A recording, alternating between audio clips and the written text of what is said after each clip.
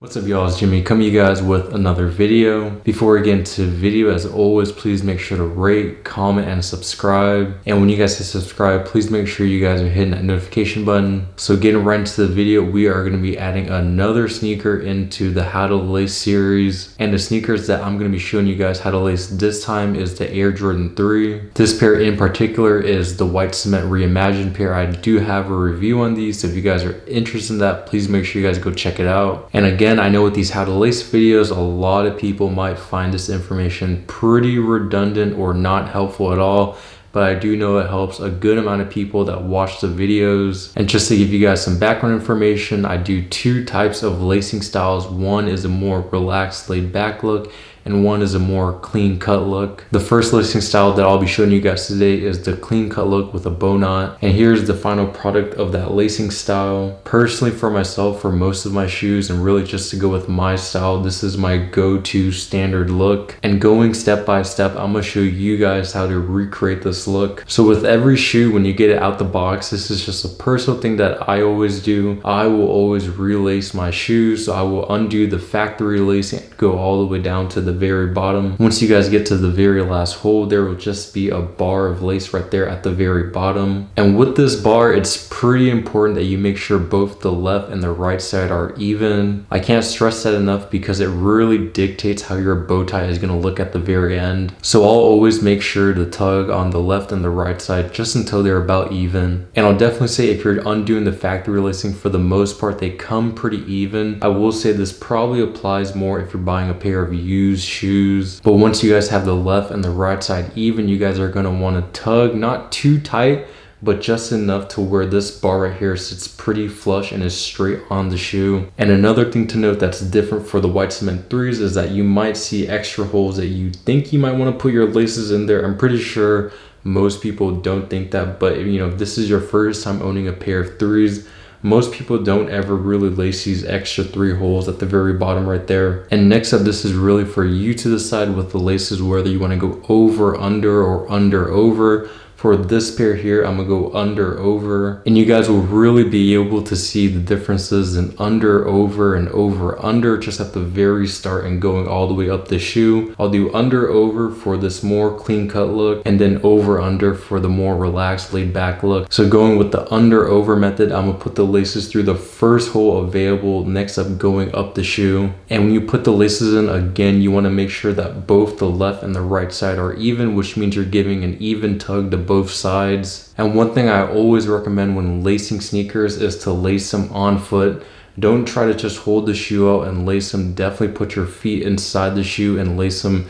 It definitely just gives the shoe a much better construction, and just overall when you're lacing, it makes it easier. So once you've gone through the first hole, again, making sure that both sides are even. If you went left first or right first, you're gonna wanna alternate that pattern going up to the next hole, which you guys will see me do as I progress up the shoe. And again, because this is more of a clean cut look, every time I'm going to a new lace hole, I'm making sure to give the laces a little tug just so they tie down more flush to the shoe. And with the Air Jordan 3, there is no slit in the middle of the tongue to put the laces through, so you don't have to worry about that. So personally for myself, I will go 5 holes up on the Air Jordan 3, stopping right before the Jumpman on the tongue. And once you get to that 5th hole, you're gonna wanna make sure that the left and the right side are even. Clearly that's the continuing pattern as we're lacing the sneaker. And finally, when you guys are doing your bow tie, the left and the right side should be even. So when you guys tie the bow knot, it should look really clean. And I'll show you guys in the video how I specifically tie my bow knot to always have this horizontal look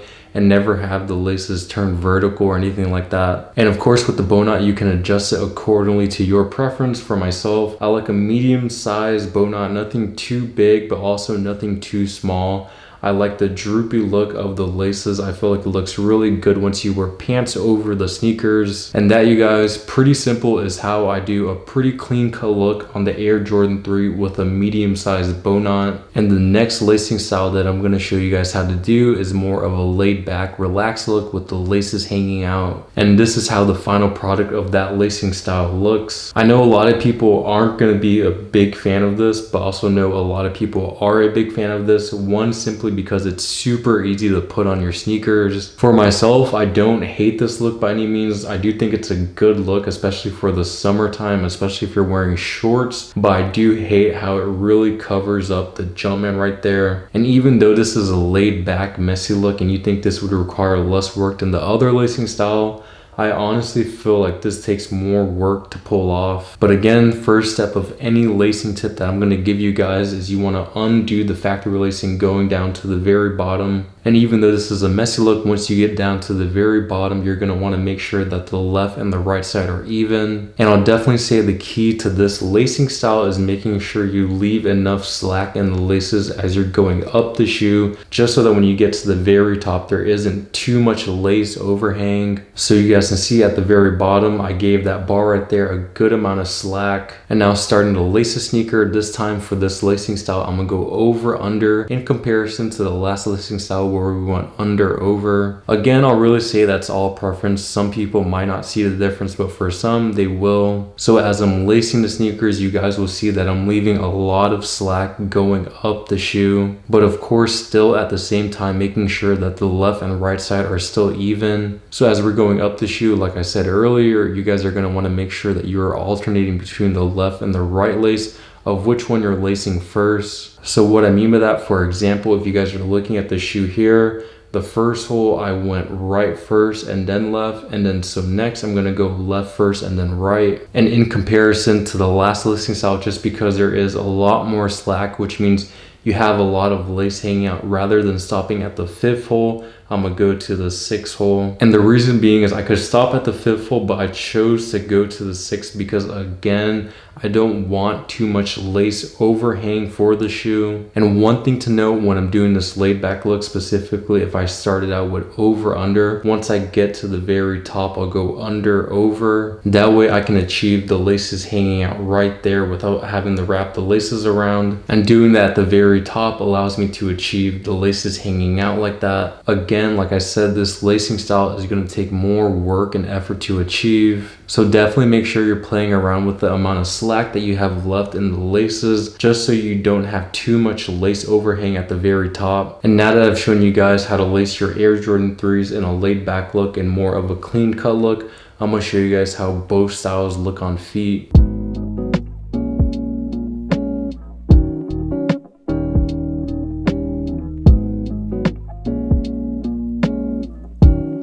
So that right there, you guys, is how I would lace my Air Jordan 3s.